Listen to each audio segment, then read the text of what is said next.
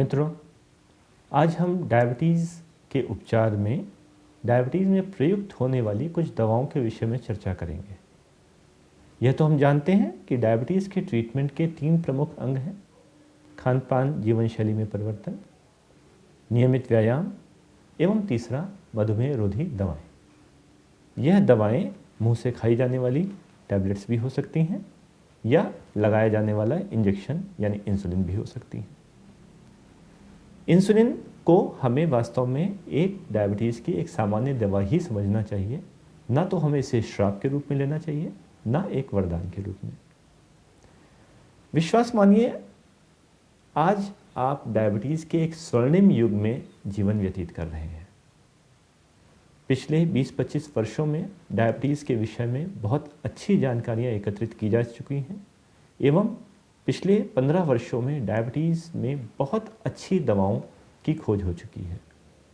तो पहले के अगेंस्ट आज हम प्रत्येक डायबिटिक व्यक्ति को उसके अनुसार अलग अलग तौर पर समझते हैं कि वास्तव में इसमें डायबिटीज़ होने का कारण क्या है एवं उसकी डायबिटीज़ को किस प्रकार से ठीक किया जाए। इसके लिए बेहतर दवाएं कौन सी हो सकती हैं, उसके आधार पर प्रत्येक व्यक्ति की इंडिविजुअल मेडिसिन्स का चयन हम करते हैं। हमारे जानने वाले किसी व्यक्ति को ये दवा फ़ायदा की, हम भी वही दवा लेना आरंभ कर दें, यह परिपाटी आज के युग में सही नहीं है, क्योंकि हर डायबिटिक व्यक्ति दूसरे से भिन्न है। यदि आपकी शुगर अभी हाल में मालूम पड़ी है तो कोई भी दवा आपके ऊपर अच्छी प्रयोग में लाई जा सकती है एवं अच्छा प्रभाव उत्पन्न करेगी। इसके विपरीत यदि आपकी शुगर 6-7-8 वर्ष पुरानी हो चुकी है, किसी भी अच्छी से अच्छी दवा का परिणाम हमें वैसा नहीं मिलेगा, क्योंकि 7-8 वर्षों के बाद सारी दवाएं काम करना बंद करती जाती हैं। यह वह समय है जब डायबिटिक्स से ग्रस्त व्यक्ति छटपटाता है कि हम ये दवा काम नहीं करी, हम वो इस्तेमाल कर लें, उनको फ़ायदा उससे हुआ, हम वो वाली इस दवा इस्तेमाल कर लें। वास्तव में यह वह समय है जब हम इंसुलिन की ज़रूरत की तरफ बढ़ रहे हैं एवं बजाय देरी किए हुए हम इंसुलिन लेना हमें आरंभ करना चाहिए। इससे पूर्व दवाओं को सफलतापूर्वक प्रयोग में लाना आवश्यक है। यदि समय के साथ हमारा पैंक्रियास जो इंसुलिन बनाता है, यदि उसकी क्षमता धीरे धीरे कम होती जा रही है और हम दवाओं का मिसयूज़ करते हैं, तो हम अपने शरीर की इंसुलिन बनाने की क्षमता को और तेज़ी से कम करते हैं। इसलिए आवश्यक है हम दवाओं का उतना ही प्रयोग करें जितने में हमारे शरीर की इंसुलिन बनाने की क्षमता में कमी लाई जा सके, बल्कि उसे अधिक से अधिक समय तक बनाए रखा जा सके। इसके लिए यह आवश्यक है कि हम खान पान में परहेज एवं व्यायाम को, वजन घटाने को बहुत सफलतापूर्वक अपने प्रयोग में लाएं, जिससे कम से कम दवाओं की आवश्यकता पड़े। कुछ दवाएं जो हमारे शरीर में इंसुलिन की कार्यक्षमता बढ़ाती हैं, जिनमें एक सबसे प्रमुख दवा है मेटफॉर्मिन। वह हम आरंभ से बहुत सफलतापूर्वक प्रयोग में ला सकते हैं, जिससे हमारी शुगर में समय के साथ जो गिरावट आ रही है, डायबिटीज़ में इंसुलिन बनाने की क्षमता में जो गिरावट आ रही है, उस गिरावट को हम कम कर सकें। मेटफॉर्मिन नामक दवा, यह जिनका वजन अधिक होता है, पेट निकला हुआ होता है, वयस्क व्यक्ति, उनको अधिक सफलतापूर्वक सलाह दी जाती है उनको लेने की। यह दवा भोजन के बाद ली जाती है। आरंभ में इस दवा को लेने के बाद थोड़ा पेट में एसिड, गैस, थोड़ा उल्टी मितली, थोड़ा कब्ज या दस्त, थोड़ा पेट में फूला फूलापन या डकार आना, ये कुछ परेशानियां हो सकती हैं, परंतु इनसे घबराएं नहीं। यह बहुत ही अच्छी दवा है जो लॉन्ग टर्म में आपको बहुत अधिक परेशानियों से बचा सकती है। ऐसे ही एक दूसरी दवा है पायोग्लिटाजोल। यह दवा भी इंसुलिन की कार्यक्षमता बढ़ाती है एवं समय के साथ आने वाली इंसुलिन की कमी की संभावना को कम करती है। मेटफॉर्मिन और पायोग्लिटाजोल ये दवाएं लेकर हम अपनी डायबिटीज़ को समय के साथ बिगड़ने से रोक सकते हैं। इन दवाओं का सफलतापूर्वक किया गया शुरुआत से इस्तेमाल हमें आगे बेहतर परिणाम दे सकता है। याद रखें, शुरू के 5 वर्ष डायबिटीज़ के ट्रीटमेंट का एक गोल्डन पीरियड है। इस वक्त हम अच्छा कंट्रोल अगर रखते हैं, अच्छी दवाएं इस्तेमाल करते हैं, तो यह हमारे आगे पैंक्रियाज के इंसुलिन बनाए रखने की क्षमता को बचाए रखता है एवं आगे लाभ देता है।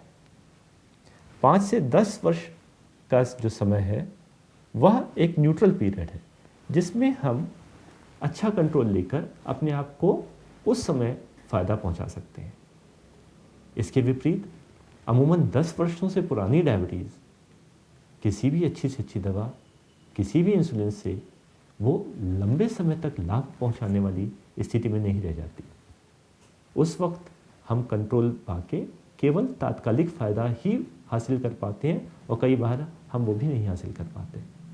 इसलिए दवाओं को सफलतापूर्वक आरंभ से और सीमित मात्रा में, कम से कम मात्रा में जीवन शैली में परिवर्तन रखते हुए उचित प्रकार से प्रयोग में लाना चाहिए। मेटफॉर्मिन और पायोग्लुटाजोन हमने चर्चा की कि यह दवाएं हमारे पैंक्रियाज की इंसुलिन बनाने की क्षमता में गिरावट को रोकने में मदद करती हैं, परंतु ये हल्की दवाएं हैं। यह बहुत तेज़ी से शुगर नहीं घटा पाती। यदि हमारी शुगर बहुत ज़्यादा है तो हमें कुछ सल्फोनिलयूरिया नाम की दवाएं, जिनमें ग्लिबिनक्लामाइड, ग्लिपिजाइड, ग्लाइकोलाजाइड या ग्लिमिपेराइड, कुछ ये दवाएं हैं, इनको लेने की राय दी जाती है। ये दवाएं हमारे पैंक्रियाज को उत्तेजित करके उसमें से इंसुलिन निकालने में मदद करती हैं।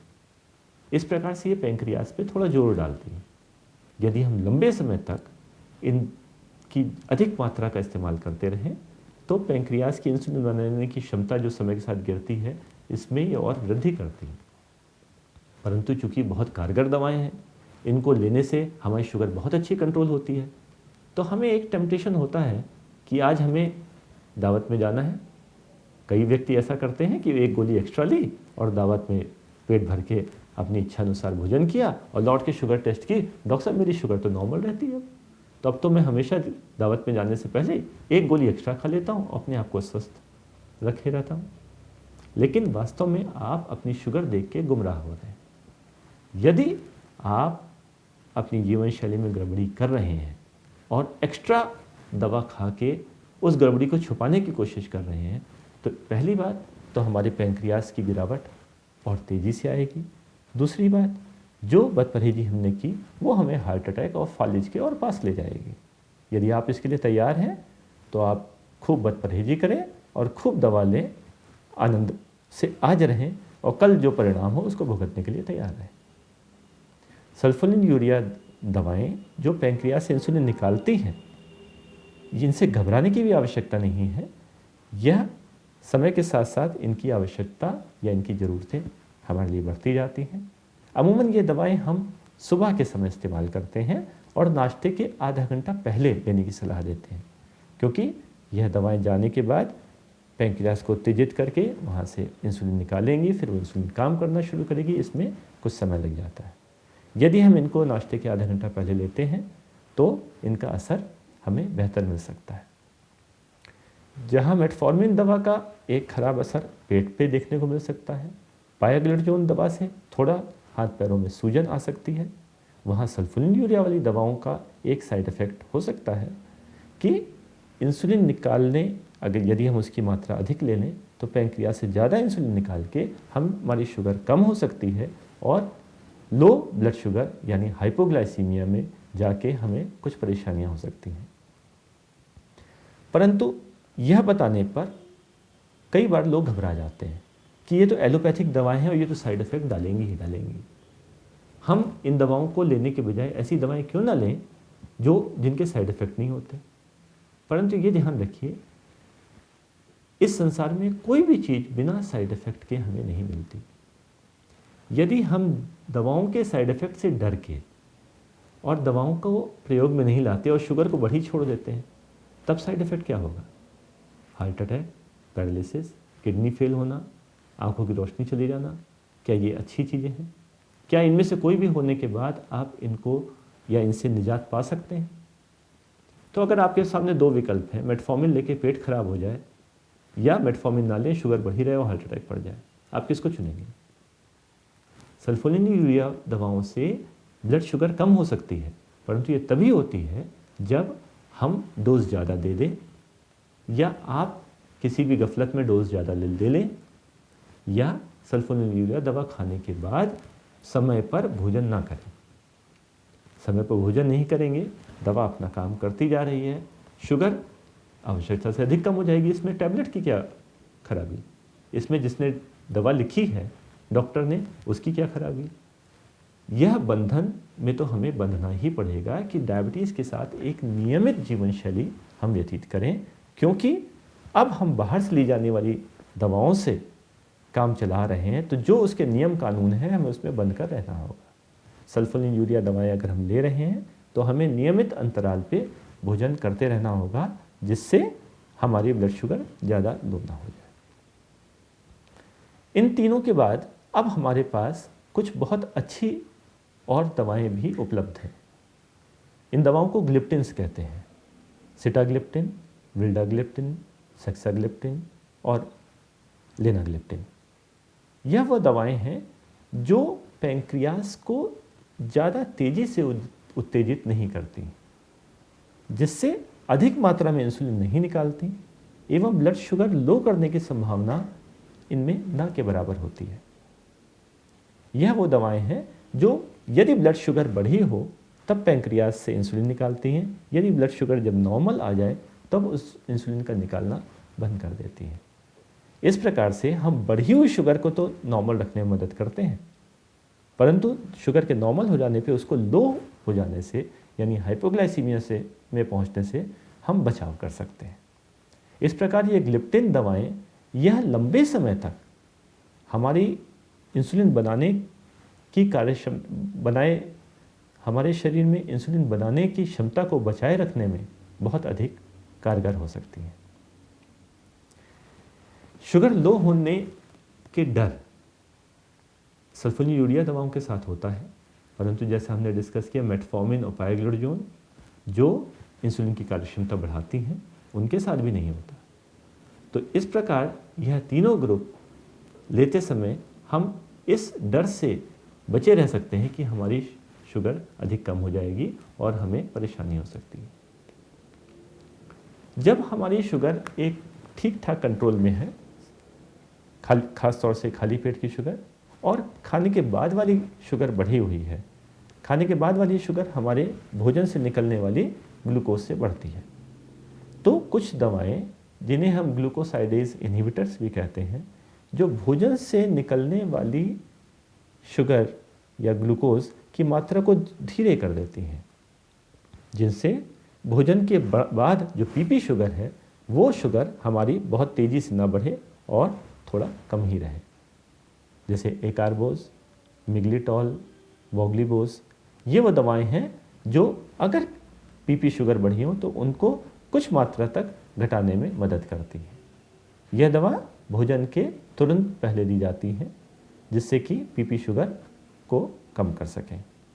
थोड़ा सा इन दवाओं से भी पेट में गैस या फूलने की परेशानी हो सकती है, और हल्के फुल्के शुगर को कंट्रोल करने में ये दवाएं अच्छी प्रभावी हो सकती हैं। आपको यह बताने का उद्देश्य यह था कि आप यह जानें कि हर व्यक्ति को उसकी आवश्यकता के अनुसार दवा का चयन किया जाता है।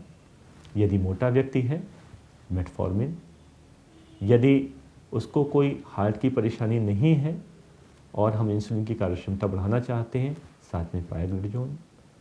यदि ये दवाएं अपने आप में कारगर नहीं हो पा रही, शुगर हमारी ज़्यादा है, उसको कम करने के लिए शुरुआत में ग्लिप्टिन्स, यदि उनसे भी कार्य नहीं चल रहा तब सल्फोनिलूरिया। इस तरह से यदि हम सोच समझकर प्रत्येक व्यक्ति के लिए उसकी ज़रूरत के हिसाब से दवाओं का चयन करते हैं, तब हमें इसके दुष्परिणाम कम से कम एवं दूरगामी लाभ अधिक से अधिक उठा सकते हैं। याद रखें, डायबिटीज़ के उपचार का सबसे महत्वपूर्ण पहलू उसके प्रति जानकारी है। इस जानकारी को एकत्रित कीजिए, अपनी डायबिटीज़ को समझिए, उसके उपचार में क्या क्या चीज़ें किस प्रकार से उपयोग में लाई जा सकती हैं उनको समझिए, अपने डॉक्टर से उसकी चर्चा कीजिए एवं डायबिटीज़ के साथ एक बेहतर जीवन व्यतीत कीजिए।